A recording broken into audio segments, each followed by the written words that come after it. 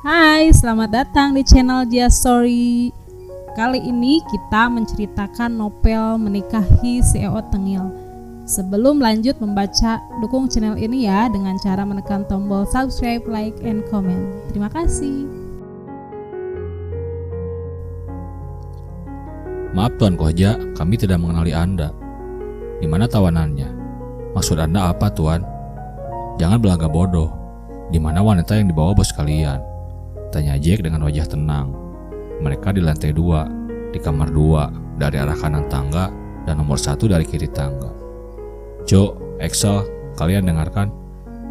Cari istrimu sana, aku mau istirahat dulu.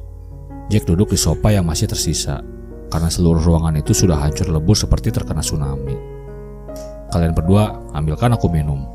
Jack menuntut pada dua pengawal yang masih tegang, karena tidak menyangka berhadapan dengan bos mereka. Sementara Jack asik dengan minumannya. Axel sudah naik mencari Sandra.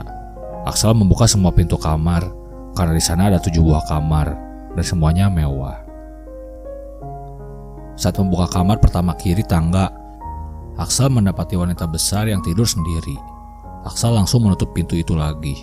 Lalu Axel membuka 3 kamar lagi dan semuanya kosong. Hingga Axel membuka kamar kedua dari kanan tangga. Di sanalah istri yang sudah dicarinya selama 5 hari ini terlihat tidur pulas dengan damai. Tetapi tunggu dulu, istrinya tidak tidur sendirian. Di sebelahnya ada cowok yang bahkan memeluknya dengan tidak memakai baju. Apa-apaan ini? Seketika kemarahan Axel sampai ke ubun-ubun. Tanpa babi bu, Axel langsung menarik cowok itu dan memukulnya bertubi-tubi. Dasar bajingan, berani sekali kau menyentuh istriku. Axel yang kalap membanting David hingga terlentang di lantai dan mendudukinya. Saat akan melayangkan tinjunya, Axel mendengar Sandra terkejut. Apa yang kau lakukan pada kakakku? Hah? Axel yang mendengar itu langsung terdiam. Kakak, sambil melihat Sandra dan David bergantian. Sandra turun dari ranjang dan menghampiri kakaknya yang meringis kesakitan. Axel langsung berdiri menyaksikan Sandra yang membantu. David duduk di pinggir ranjang. Ya Tuhan, San, gue gak tahu kalau suamimu itu preman. Apa maksudmu? Tanya Axel kesal. Apa maksud gue? Lo baru menghajar wajah gue hingga babak belur dan masih bertanya apa maksudnya. Seharusnya gue yang nanya apa maksud lo datang-datang mukul orang. Lalu aku harus bagaimana melihat istriku tidur dengan seorang laki-laki? Merayakannya. Tapi kan gue kakaknya, apa salahnya? Mana aku tahu Sandra punya kakak laki-laki. Lo menikahinya, tapi bahkan tidak tahu berapa saudara istrimu. Memalukan. Terserah, aku tak peduli kau kakaknya atau bukan. Yang jelas aku tak suka kau menyentuhnya seperti itu. Kau cemburu pada kakak iparmu sendiri. Kalian berdua bisa diam gak?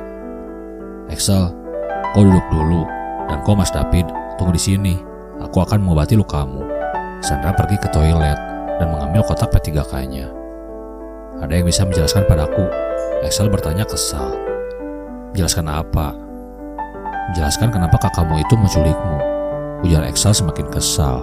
Bagaimana tidak? Setelah perjuangannya mencari istrinya selama ini, ternyata istrinya malah asik bercengkrama dengan kakaknya. Aku akan jelaskan, tapi tidak di sini. David lalu memakai kaosnya dan menyuruh 2 orang itu mengikutinya. Saat menuruni tangga, David terkejut dengan keadaan rumahnya yang berantakan dan para pengawalnya juga babak belur. Lalu dilihatnya 2 orang yang bercanda di sofa dan 2 orang pengawalnya yang melayani 2 orang itu seolah-olah rumah ini milik mereka. Apa-apaan ini? Siapa 2 orang itu? Dan kenapa kalian melayaninya? David menunjuk Jack dan Joe. Ini Joe adikku dan ini Jack, orang yang bertanggung jawab atas kehancuran tempat ini. Joe, Jack ini kakaknya Sandra. Siapa namamu? David. David terdiam sejenak. Wajah mereka tidak asing. Apa David pernah bertemu dengan Jack?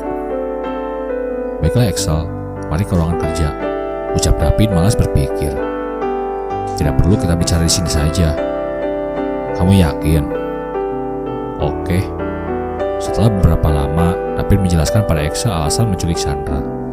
Dan dia juga menjelaskan kenapa Sandra meretas perusahaannya. Bahkan dia menceritakan kisah kelam keluarganya. Saat penjelasan David yang panjang lebar, akhirnya Excel mengerti dan memahami semuanya. Kini keadaan mereka lebih santai. Tetapi keadaan itu tidak berlangsung lama.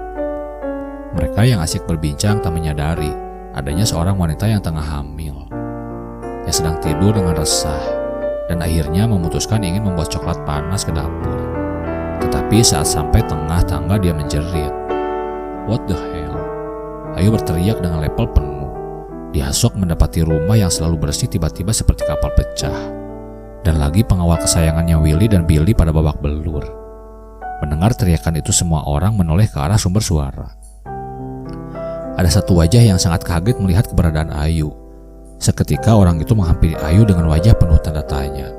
Sedangkan Ayu wajahnya seketika pucat pasi melihat orang itu. Orang yang menghancurkan hidupnya. Apa yang kau lakukan di sini? Tanya Ayu gugup. Kamu hamil. Jack, apa yang kau tanyakan sudah jelas. Kakaknya Sandra itu hamil. Joe menginterupsi dari belakang. Jack tak mempedulikannya. Berapa usia kehamilanmu? Jack terus mendekati Ayu, sementara Ayu semakin mundur. 7 bulan, jawab Ayu mencicit.